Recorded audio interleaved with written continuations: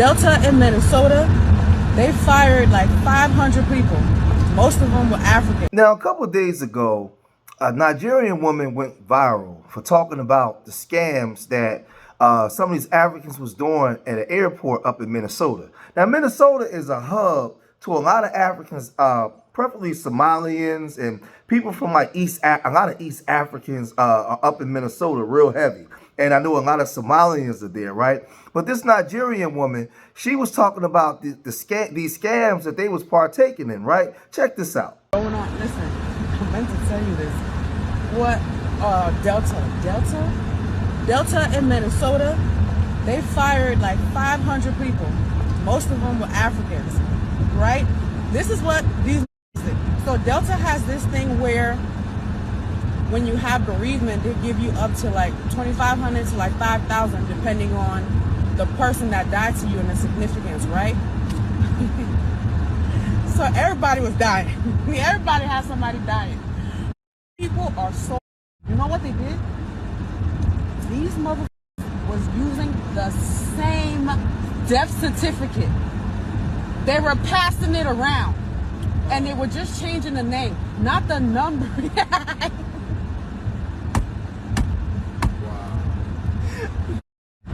They fired all of them. So now, no blacks working at Delta. Well, there'll be blacks, but no Africans. Ain't gonna be no Africans working at Delta. Are you guys serious? What's on it for y'all? Like, church's money. You guys was really passing around the About to do better, kid. black people.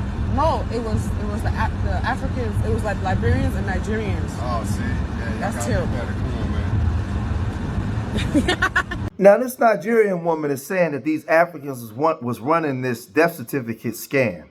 And she was saying black people, and the guy that I guess he's driving the car, he sounds like he's FBA, and he corrected her and he said no Africans. And the reason why I say he sounds FBA because he distinguished himself when he said no Africans. They ain't got nothing to do with us. And then she corrected it and said, yeah, Africans. And it was mainly like Liberians and Nigerians doing this. Now, a lot of these groups, they come over here and they're mad because we're delineating, we're separating ourselves, right? But they do it all the time. Whenever they get a win, right, it's always about them. And they start flying their flags and jumping up and down and cheering, right? But when this situation happened, she just said black people. She didn't say Africans, right? She didn't say Africans. So the dude had to correct her. So Tariq Nasheed, he got wind of this, right? And he went to his channel and he spoke about the same situation and he said this. You know what's interesting? There was a video that I retweeted of this woman. She looks either African or Caribbean, and I guess she was in the car with her dude, and he sounded like he could possibly be FBA. The way he sounded, you don't see him, but you hear him. But she's definitely looking like she's non-FBA. And she was talking about an airline that fired a whole bunch of people. She said they fired like 500 Africans because they did some kind of scam where they had a birth certificate and they kept passing the birth certificate around. There was some kind of money. If you had a death in the family, you can get money. So they all had the same birth certificate, circulating it around, trying to get a quick bag. So they were running some kind of scam, which we always see. But the girl in the video, she kept talking about, yeah, they were running this scam. Oh man, black folks are horrible. Oh, you see how black folks be doing? She just kept saying black. Even her dude was like, he corrected her. Like, no, you mean African. It's the man. Ain't got to do with black. It's African. Yeah. The Africans and stuff. So a lot of people in the comments are like, hey man, yo, we don't, hey, leave us out of that bull. Leave us out of it. And this is what we've been saying. Some years ago, we'd all been kumbaya saying we all together as a group, and we'd allowed them to just say black people because we had a mentality growing up the way we was raised that everything was about Africa, right? And we didn't know that Africa wasn't this big utopia and they operate in tribalism and they don't get along. So when you came here, you was just a part of us and you was black. And we've been learning the hard way that that's not true. A lot of them come here and extract resources and cosplay as us, but they despise us at the same time and call us names and everything. So we're saying, hey, that ain't us. That's them over there doing that scam stuff. That's them over there running that, right? Don't put that on us. We don't want nothing to do with what them Nigerians and Liberians are doing over there, getting fired from them jobs. Because when FBAs come on there to get a job, we don't want to be associated with that, right? So we totally separating ourselves. But Tariq Nasheed, he wasn't finished. He said this. Family, this is what we've been saying. A lot of these people, they do this thing where they delineate from us when it's something convenient for them, but then when it's something negative, they dump all of their trash under the banner of blackness, which they know falls on us. I've been saying this forever, and I'm glad we're calling that out. See, these folks have weaponized blackness as a shield from accountability. See, a lot of these non-FBA immigrants, they invoke the term black only when it provides protection from scrutiny.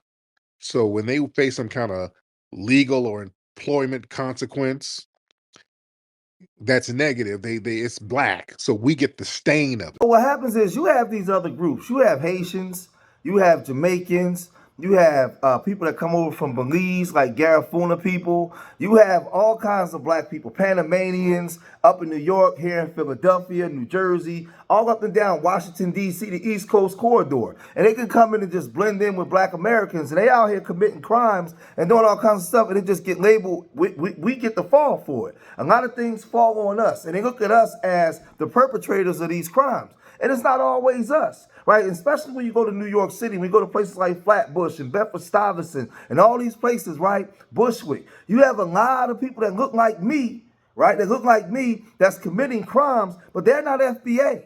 They've been here a long time, and a lot of them are amalgamated into the culture, but they're not us, right? And they still fly their flags and all these different things, but we get the fall for it. But when they get a win, they separate themselves immediately from us, and we calling that out because you had this Kenyan that did this situation to this that did an unaliving to this elderly Asian woman. I think it was up in Seattle. Check this out. From Kenya to a courtroom in Kent, Salman Haji now back in the U.S. to face murder charges for the January 2024 killing of 67-year-old Yuan Ming in Tukwila. My mother was murdered in the public by this guy, and he should not be shielded from the public now. Ming's family emotional in court, as this was the first time they've seen Haji since police say he fled the country after killing Ming. He should be brought out now, and I have to see him. Investigators say Haji was the one who pulled the trigger and shot Ming during a botched purse robbery here in the parking lot of the Costco in Tukwila. Haji's co-defendant, Illis Abdi, is the accused getaway driver in this Porsche SUV that police say was carjacked from a woman in Seattle earlier that morning. So this guy, Solomon Haraji, he came into America and he committed this egregious act on this Asian woman. He took her life, unalived her, right? And then fled back to Kenya. They brought him back, and the news headline says a black guy, unalives this Asian woman. No, this was an African Kenyan that did this, and he tried to flee back to his country, right? And this happens a lot. Now, I just did a video the other day on this black American guy that's in Kenya, and he was on video disrespecting a Kenyan woman. And the other black Americans that's living there, they had to get out in front of this and apologize immediately, right? Because they're in somebody else's house, and a black American disrespected a woman there. And he put these other black Americans in danger, right? Because see, these groups, they can come here and they can disrespect us. They can commit these egregious acts and nothing happens to them. We're not practicing xenophobia on them. They can come and go as they please, do whatever they want, flee their country. But if we go over to their country and take this behavior, they're unalive. Something that happened to you, right? So Tariq Nasheed, he tripled down by saying this. When it comes to some kind of accomplishment or some kind of cultural pride, all of a sudden they emphasize their tribal, national, or ethnic lineage. Oh, I'm Nigerian, I'm Ghanaian.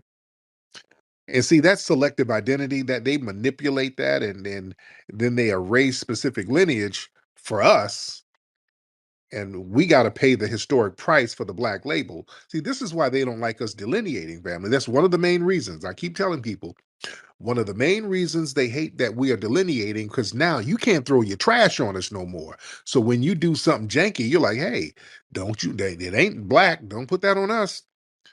Well, it's some Ghanaians who did that, or it's some Somalians who did. And see, this is why we got to gatekeep our culture. This is why we have to be 10 toes down. And I constantly tell you guys that FBA isn't just a lineage, it's a culture. It's a dictating how we treat each other, the way we operate, the way we treat other groups when they come into this country. Because remember, you teach people how to treat you. So now the door is no longer wide open. You can't just walk in the house and put your feet up on the coffee table no more. We need to know who you are, where you come from, what your politics are. Because remember, who you sleep with is your politics as well. All of that stuff matters, right? You can't come here and just benefit off of the things that our grandparents fought for, and you don't respect the culture. You can't come here and play a foundational Black American in a movie, and you don't even know the history of the person you're playing. You can't do none of that. We got to start putting our foot down and standing for something, man. Because everybody extracts from our culture. They know we got a culture. They watch us around the world and constantly emulate us and want to be us. But they know when they come into America, right? Our dysfunction is profitable for them. So their lifestyle is predicated on our dysfunction. They don't want us having ourselves together. That's why they talk down on us, right? They can't wait to come here and practice tribalism, right? They come here, they extract the resources, and then they look at you and say, well, why you ain't doing it? But this is the thing, and they've been doing this for the last 25 years, man. We're in a different day and time. When I was young growing up, it was a little different. Nowadays, we're in a whole different world, and these ain't the same immigrants that's coming into this country, man. And when they commit these crimes, as you heard, like the Nigerian woman said, she was referencing the Africans as just black people, merging it all together. And the guy driving the car said, no Africans. They the ones that gonna get the job. Don't put that on us. We got our own issues we trying to iron out. We got our own issues we trying to fix. Don't put that janky crap on us. They ain't got nothing to do with us, man. If it's up to us, man, they can send all them back to their country, man. We don't want them here doing that, because if I went into their country doing that, they'll either unalive me or kick me out the country. Period, right? So don't come here where you can cosplay as us and then start doing all this janky stuff, and then as soon as you get a win, you want to separate, but when you get a loss, you want to all be together. Nah, man, like we got to put an end to that, man. So y'all got to let me know what y'all think about this, man. If you made it this far in the video, hit that like button, subscribe to Street Media TV, leave your comments in the comment section. Let me know what you guys think. Remember, I love y'all. Till the next time. Peace.